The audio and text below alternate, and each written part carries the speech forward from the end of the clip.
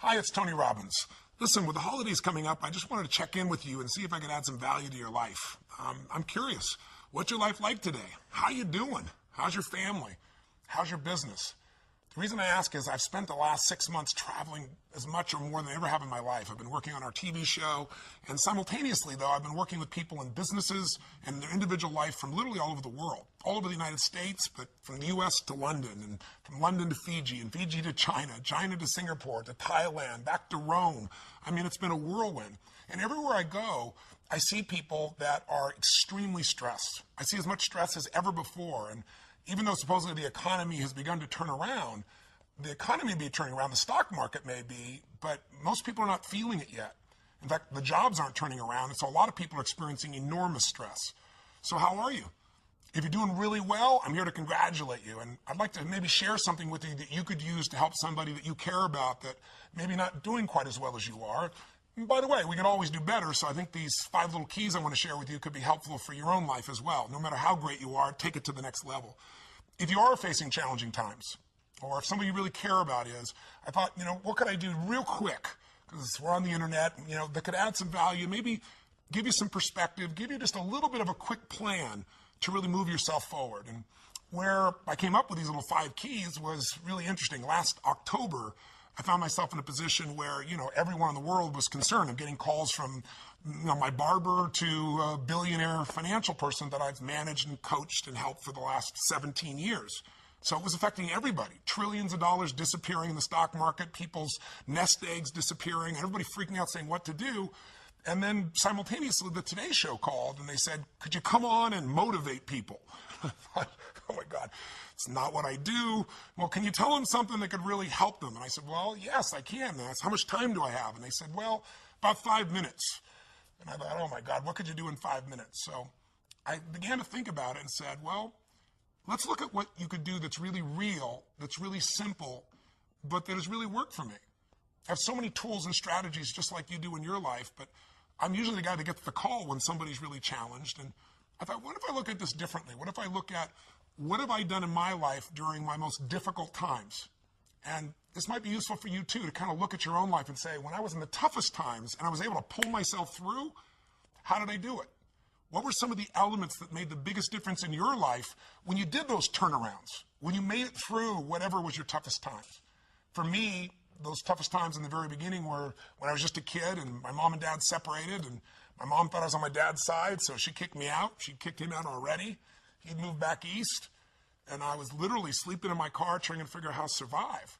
And, homeless, trying to figure out what to do. I had to figure out, what am I going to do to change myself? Because first I was just depressed and overwhelmed, and I felt like there was nothing I could do. I had a similar experience in a different way at a totally different stage of life. In my early 30s, when suddenly I was diagnosed of having a tumor in my brain. And all of a sudden, your whole life becomes total uncertainty.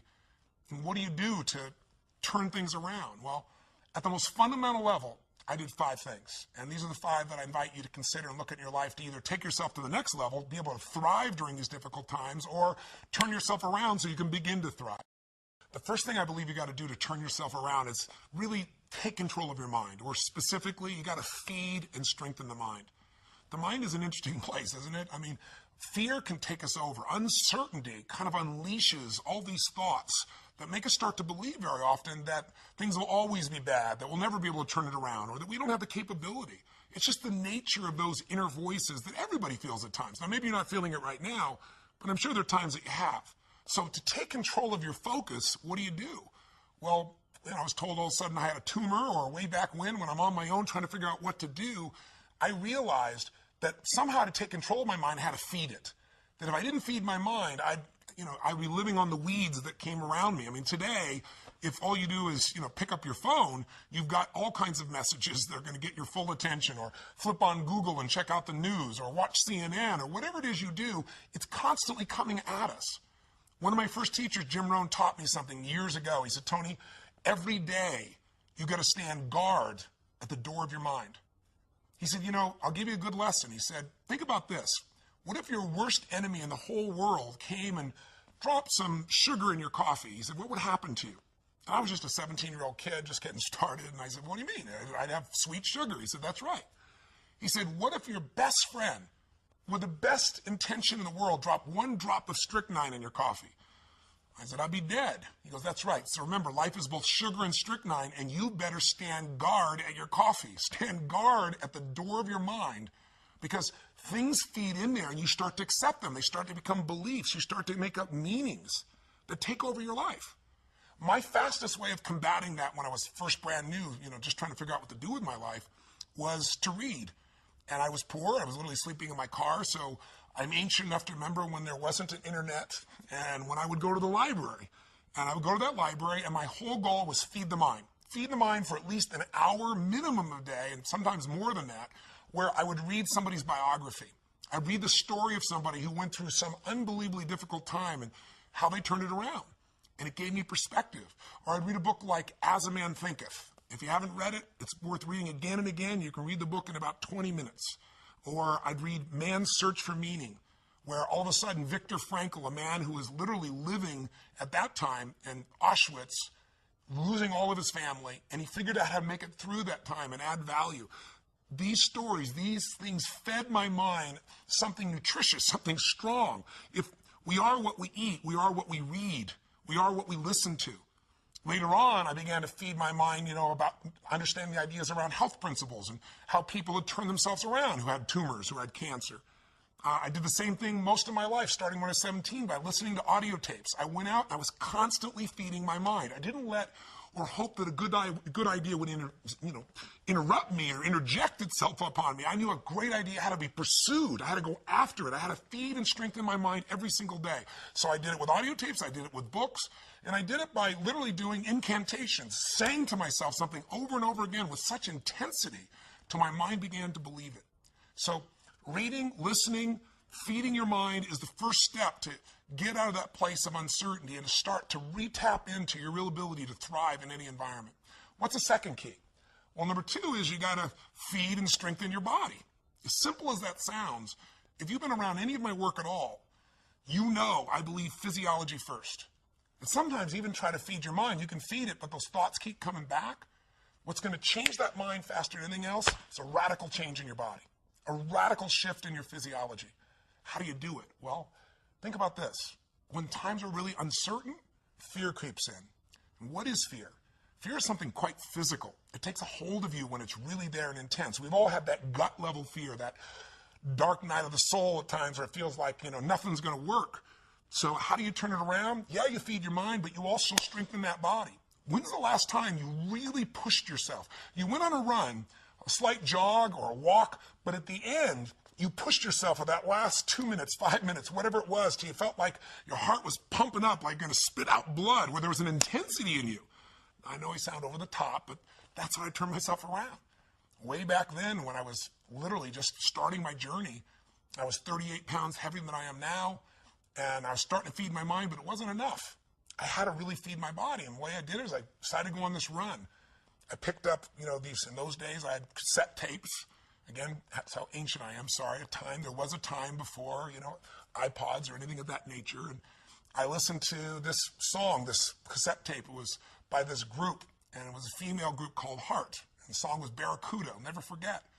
And I went out there, and I decided to go on a run. I hadn't run for God only knows how long, years. And I had a nice big fat belly. But again, I pushed myself so hard, like I had nothing left, and I pushed myself even more. And when that blood started rushing in me, when that was pumping in my brain and my body, or go out and lift weights. Go out and push yourself and feel yourself have to force through whatever was your limitation before. When that gets inside you, that physical strength again, that sense of breaking through, every part of you starts to operate differently. Your body changes, so does your mind. What's the third key? Well, that third step is you got to get a role model that inspires you and really shows you the way. One of the biggest things that'll change you once you're mentally and physically strong is you need to believe. You need to not just have a sense of certainty, but you got to believe that there is a pathway to get to where you want to be. Whatever it is you want to change, whether it be your body, your mind, your emotions, your finances, your relationship, you need a role model. So, for example, last October, I realized I only had a few minutes to be on television. How do I get these people that think they've lost their nest egg and it'll never come back to not just think I'm being positive, but show them a real example? That's what a role model is. It's a real example. So I thought, well, the best example is just show them history. So at that time, they interviewed me and they said, well, many stocks have gone from $80 and in the last few months they're down to $8.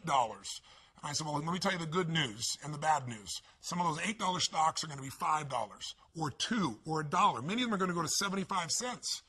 And, people were hold back and saying, well, that's not very positive. I said, well, here's what's positive. If you study the patterns of history, if you look back to what happened in the 1930s, if you see what happened in the 1970s, during that time as well, when the market went through this huge crash in the Depression or in the 70s, there was a period of time not that long afterwards when there was this big growth. An $8 stock that went down to $1 or 75 cents didn't make it back to $80 right away. That took decades. But a 75-cent stock that had been $80 or 50 or 60 would go from 75 cents to $5 literally in a month or two or three. It's happened twice before. It's happened during the same pattern. There's a role model for this. That means you would go from 75 cents to $5. That's a 2,000% increase. That's a greater return than most investors will see over their entire lifetime. It can happen in 2 or 3 months. You can make it back. Now, I said, but I don't know if now's the time to jump in. I just know that time is coming. You got to study it. And then, I told investors, look at Sir John Templeton. He had just passed away a few months before. I was fortunate enough to know him. If you don't know the name, he's one of the greatest investors in history. And he became an investor, or a billionaire, I should say, by being an investor, and he started with $10,000. How do you do that? He did it because he believed you make all your money at times of maximum pessimism. That was his role model. In 1939, the Depression is going on. Hitler invades Poland, and he's in a place where all heck is breaking loose, and he took his $10,000 and he invested it all he could in the stock market, bought stocks that cost $1.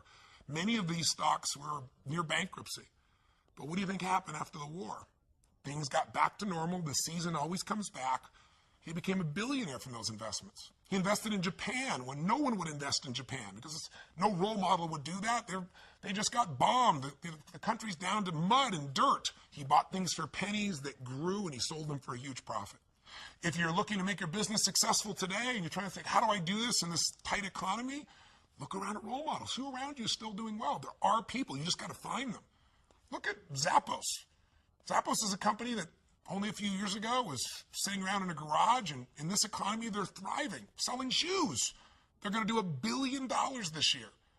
Or better yet, if you're just feeling like you lost your job, you've lost your home, you've lost your income, your nest egg, or you're facing just unbelievable challenge, then look at somebody like a Nick V. If you don't know who I'm talking about, go to my blog and watch a video of him. I'm shortening his name. It's very hard to pronounce his name. I'll be respectful, but I've got his whole story there. You can watch it. Here's a guy that was born with no arms and no legs. I mean, literally, he can't dress himself, can't move, can't feed himself. He wanted to die. He was totally depressed. And in one day, he figured out a different way of looking at life. He somehow began to strengthen his mind and body, and he got a different role model of what was possible inside of himself. And now he inspires people all over the world. Little kids who think they have a big problem, adults who think they have a big problem, meet him and go, how does he even make a phone call? And you'll see him do it. He's got this one little web foot. Please go see it. You'll be inspired. We all need contrast sometimes. Not only role models of how to get it done and be successful, but role models of how to deal with our problems and our challenges. So get a role model that'll inspire you and show you the way. And the fourth key now is you've got to get a proven plan, and you got to take massive action. Don't even worry about a proven plan. There are lots of role models. Hopefully they'll prove it to you, but get a plan. Do something. I tell people all the time, you've got to remember the power of massive action. So often in life, people don't begin the journey because they're not quite sure what to do or how to do it right or how to do it perfect. If you want to change your body, get yourself moving. Don't wait for the perfect trainer. Just go out there and move. Put on your shoes and move and get momentum. Just remember, progress equals happiness. If you can start to make progress, if you can get yourself going, even if it's not perfect, if it doesn't work, you know what to do. Just change your approach. If that doesn't work, change your approach. But if there's anything that'll shift your life, that'll get you to thrive in a difficult situation, is take some massive action. Try something else. Change it, try it, move it. I go on and on this, but I'll be respectful to your time, so let me give you the final key, number 5. Number 5, I think, is the most important of all. So just to remind you, first thing you got to do is feed and strengthen that mind. Read, listen, feed the mind. Take control of that focus. Stand guard at what other people are saying. Focus on what it is you're here to give, what you can control, what you can make happen. Number 2, feed and strengthen that body. Remember, fear, uncertainty, they're physical experiences. So the best way to deal with something physical is get physical. Change that body. Go lift some weights. Go for that run. Do something that's going to get you in that state. If you've been to our seminars, you know exactly what to do. But get that hour of power going, that 15 minutes to thrive, if you're familiar with that, to train your body and mind to be strong again. Number 3, make sure you put yourself in that position where you find a role model that's going to inspire you and show you that way. Maybe it's a contrasting role model. You think your life's so tough? Find somebody with tougher who's really turned it around. Or maybe it's just somebody who's really succeeded, that you can now see there is a way. There's a way through. There's a way to make this happen, even in the toughest times. There's always a way. 4, make sure you get yourself into action. Get a plan, take massive action. And then number 5, most importantly of all of them, feed your spirit. Feed and strengthen your spirit. And there's only one way to do that. It's to find what you're grateful for and to take time, whether it be prayer for you or just taking a moment to think about what it is that's so lucky in your life. There's a rejuvenation in our spirit when we stop taking things for granted. And when most importantly, what feeds your spirit is to give, to find a way to do something for someone else who's worse off than you are. Because what is this all about? It's about strength, and it's about perspective, it's about action, it's about emotion, and it's about heart. And so many people, miss the opportunity to feel like their life makes a difference. I'm a big believer that motive does matter, that why you do something people can feel, that people may be skeptical, they may have their judgments or their fears because they've been through so much, but in my experience, ultimately, why you're doing something people feel. And if you're doing this because some part of you knows that you're here in life, not just to get, but to give, then there's a spark that happens in other people because they feel the genuineness of that. And there's a spark that happens in you because it reminds you what you're made for. And I'm telling you this now, and I shared this with you because I want to give you some tools, but also because I want to invite you to participate in something. Thanksgiving is coming. And it's supposed to be a time of giving thanks, right? But unfortunately, for a lot of people, what we're finding is it's just about eating turkey or, eating so much and going and watching the ball game and forgetting what the spirit of the holiday is really about. Many of you who know me probably know the story of what's happened in my life and why I'm sharing this with you right now. Because when I was 11 years old, my family, a young brother and sister, I'm the oldest, and my father and my mother, we were in a position where my father had lost his job and we had no money and no food. And we wouldn't have starved, but we certainly weren't going to have a Thanksgiving dinner, that's for sure. And it was depressing, and my father was saying things to my mother, and mother was saying things to my father that, you never forget and you can never take back. And we were in this psychological, emotional hole, and it felt like nothing could get better. And what changed my life was a simple act of kindness. Somebody who, to this day, I'm emotionally even thinking about it still. That's why I want to talk to you today. To this day, I don't know who it was. But they decided, or knew our family, I guess, and they sent a delivery guy to knock on the door. And, my parents were fighting, so I answered the door.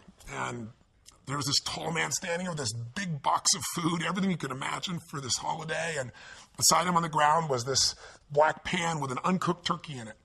And he said, "Is your father here?" And I said, "Just one moment." And I quickly went over and grabbed my dad and didn't tell him who it was at the door, just said, you got to answer it, and opened the door. And unfortunately, my father didn't take in the gift. He was angry. He said, "We don't accept charity." He was very intense about it.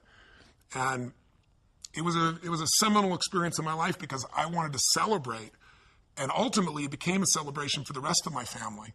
But my father didn't take in the fact that strangers can care, that strangers could really look out for you, that there could be an opportunity for you to take in a gift in life. And my father, shortly after that experience, left our family. It was one of the more intense moments of my life. But the beauty that came out of that event is the reason why I'm here right now, not just talking to you in this conversation here on the internet, but the reason I do what I do is because I was penetrated by this kindness because the meaning I gave it was that strangers care. And if strangers care about me, then I care about strangers. I got to find a way to give back. And I promised I'd find a way to do that. And so by the time I was 17 years old, I figured out how to do it. I wasn't real successful yet, as you might guess, but I decided I was going to feed 2 families. And I went to the grocery store and I got 2 baskets and I went around and put enough food, for 2 different families to have this incredible dinner. And I started the journey. And I began by feeding a family with 5 kids who I had no clue, but the father had left, and it was destiny for me. Next year, I decided it was so moving and emotional, I was going to feed 4 families, and I didn't tell anybody. And the next year, 8, because I wasn't doing it for the stars on my chart. But eventually, I thought, God, I could use some help. So I got my friends involved, and gradually I grew some of my small companies, and my employees got involved. And I'm really proud to tell you that, 30 plus years later today, we're in a situation now where through the foundation, together with people like yourself, we feed more than 3 million people last year in 32 countries. So my final kind of offering to you, my invitation is, come join me. Let's go out and touch some souls. Let's go out on Thanksgiving and let's see if we can just touch them. It doesn't take, I don't want your money. I mean, you're welcome to send some money to the foundation if you want, but that's not what this is about. What I really want is you to have the experience of reaching out and touching a stranger for no good reason except it's right. Because I know what that'll do to your spirit. If you're successful, it's going to make you feel something more than success. It'll give your life more meaning. If you're facing some real challenges and you enter a place like, when I went down to the South Bronx, I'll never forget, and entering a place that had no electricity, where people were literally starving, or a man who was literally on the streets, and we brought him this big basket. It was beautiful, and gave him blankets and socks and food. And I literally jumped out of the van. I was with this amazing man from the Salvation Army who was driving me around, and jumped out and handed this big basket, this huge basket to this man. And I mean, first he just looked shocked. Then he started to get this big smile. Then he got teary-eyed. And when I was leaving, there was this moment that you never forget. You can do this. You can do this by yourself. You can do this with a couple family members. You can just do 2 baskets of food where it feels like a gift, where it's not a handout like my father expected, but really a gift where it feels like a present, something special. And if all you do is go to AnthonyRobbinsFoundation.org, AnthonyRobbinsFoundation.org, you can put yourself in there and say, I'd like to be a coordinator for a basket brigade, even if it's just you, and they'll send you a little booklet how to do it. We have a little book called Notes for a Friend, which is this tiny little book I wrote that shows somebody how to turn their life around. You can give that, or you can just give food. Or you could do this with your family. You could do this with your company and get that spirit back inside your company with the employees. And you do it really easily, or all over the country and all over the world. We have large basket brigades where people come together, and you could join a group that's going to do this. So this is my invitation. I sent this video to you to hopefully, during the holidays, hopefully add some value to you, to remind you of what I know you know. You can thrive no matter what the obstacle, no matter what the economy, no matter what the challenge. The fundamentals are really basic, and you can take back control of your life. And if you're doing well, it's to say to you, man, you and I, if we're doing well, we have responsibility to give something back. Not only responsibility, but an opportunity. So thanks for listening for so long. I hope this has been helpful for you. Sorry I'm emotional, but it doesn't matter how many decades I've been a part of this. There are people out there suffering, people out there that you could touch. And I'm one of those people that got touched. I'm here because of it. And I think I've been able to help lots of people in my life because of those challenges and because of someone caring. And I know you care too, or you still wouldn't be watching this crazy video. So thank you for watching. And please go to AnthonyRobbinsFoundation.org and join me in the Basket Brigade, or do something to make this Thanksgiving different or more meaningful. And I hope this has been helpful to you in your life in some way. And again, I appreciate your time, and I look forward to hopefully our paths cross again sometime soon. Till then, live strong, live with passion, and God bless you.